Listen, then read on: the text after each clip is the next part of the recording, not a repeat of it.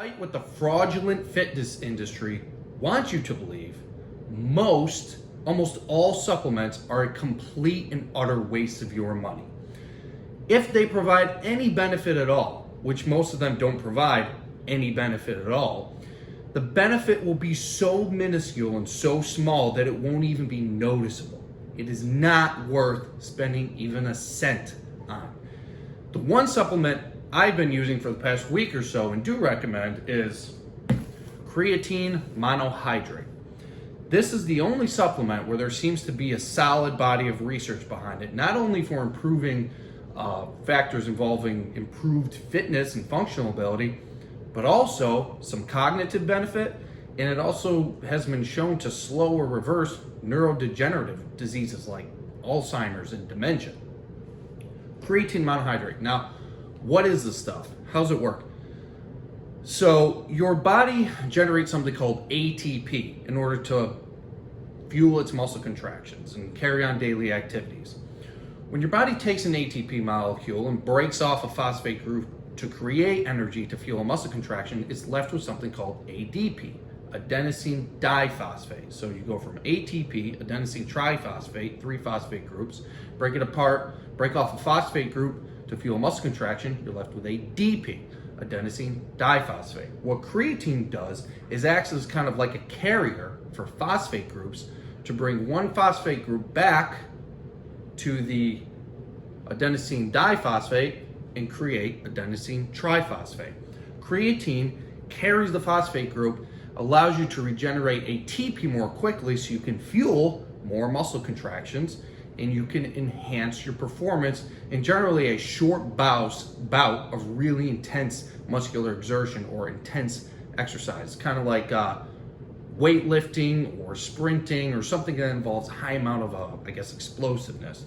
So that's what creatine does in terms of enhancing performance. Now, if you can enhance your performance in a workout, you're going to be able to get a more intense workout, thus a more intense stimulus and better results in terms of muscular strength and size. Now, what this also has been shown to do is allow your muscle tissue to hold more water, which can result in something called sarcoplasmic hypertrophy. So it'll give you the appearance of bigger, fuller muscles.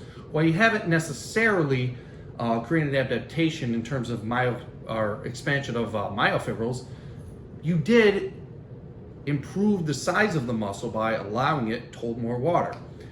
Hypertrophy is hypertrophy. If muscular size and growth is something you're looking for, sarcoplasmic hypertrophy, which can be helped by addition of creatine monohydrate, is not a bad thing. So how do you take this stuff? The research shows about 2.5 to 5 grams a day is all you really need. So maybe first thing in the morning, 2.5 to 5 grams per day is enough to get all the benefits of creatine monohydrate. Now, the way I take it, basically, just take a little bit of water. I keep my scooper on the side with a rubber band. Each serving is going to be about 5 grams. That's 1 scoop of this little stuff. Toss it in, mix it around, slug it. Now, this whole thing right here, I think it was about 20 bucks. And this comes with about 100 servings of 5 grams. So if you're taking 5 grams a day, this is over 3 months supply. This supplement is also extremely cheap. Now, when I say creatine monohydrate produces benefits, don't expect to come out in 2 months looking like Arnold Schwarzenegger. But it is going to provide benefit in most people. Again, most people. There is a spectrum. Some people may not even respond at all. But as far as supplements go, this seems to be the most effective.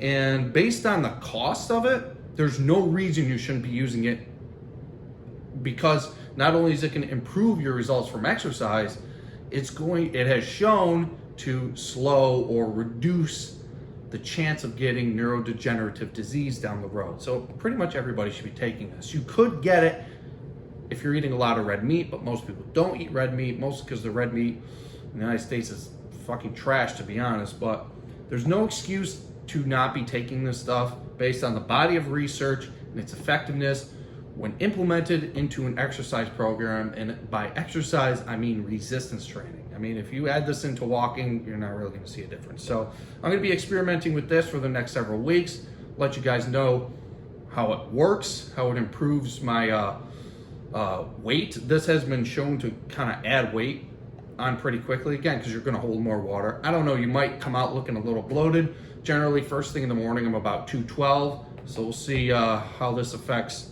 my overall weight. So stay tuned. I'm going to give you my thoughts on this stuff, because based on the research, this seems to be the most effective supplement you can get